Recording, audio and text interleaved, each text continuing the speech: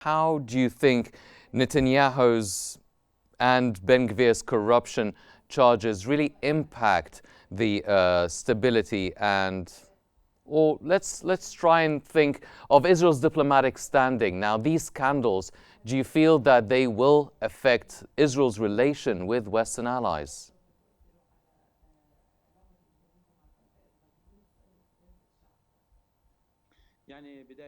In the beginning, good evening for you and for all your viewers and for the other guests. Actually, Netanyahu has committed many crimes and many scandals that will be a major issue for the international community if they continue their support. There is a big scandal coming for all his allies if they continue his support in the current time, considering that there are already many crimes already committed. The international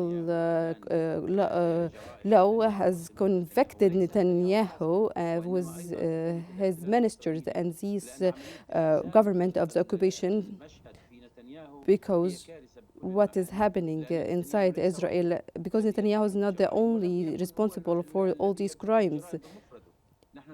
We are talking about thousands of crimes happening against civilians, air raids, bombardment, shelling, and mass killings.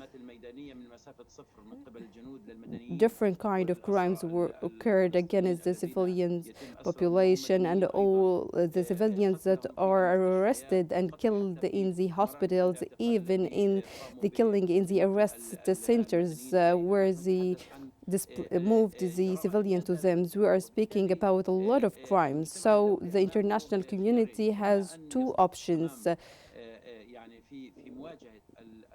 to face these crimes and start taking actions against Netanyahu, because if Netanyahu continue, it will be war crimes and it cause a scandal for all these major powers that are supporting him.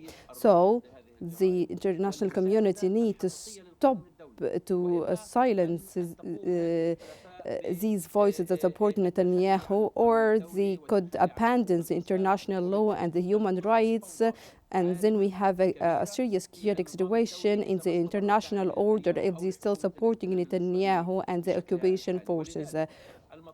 So what's needed from the international community and what's needed from all Netanyahu's allies to prevent him from continuing these crimes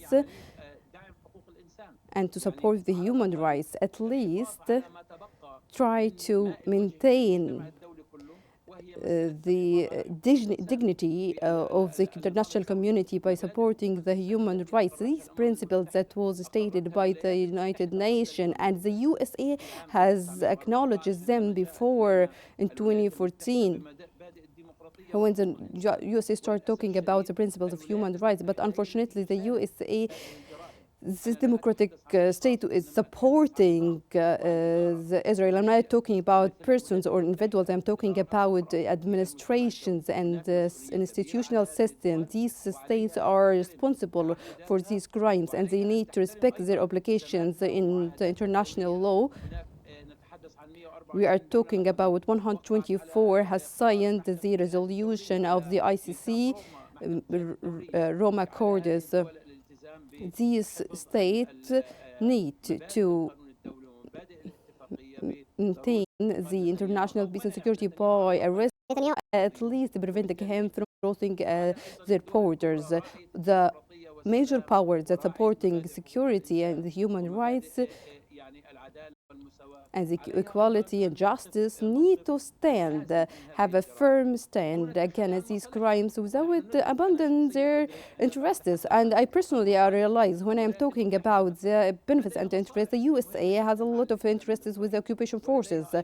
And also they have so many interests with the Arab states and have interests in the Middle East and in the whole world. So as a major power, and have these power globally, the USA need to protect their interests, at least to be in a neutral, objective situation. to have a serious stand against these crimes. You are not speaking about make a genocide for them. You are speaking about two-state solution, or at least ending the occupation. This track that the USA has started to call for it, not today, but tens of years ago, we heard these ideas about two-state solution and started the political process that started in Madrid and then in Oslo. And before of that, there was many initiatives by different American presidents hoping to have a peace in the Middle East.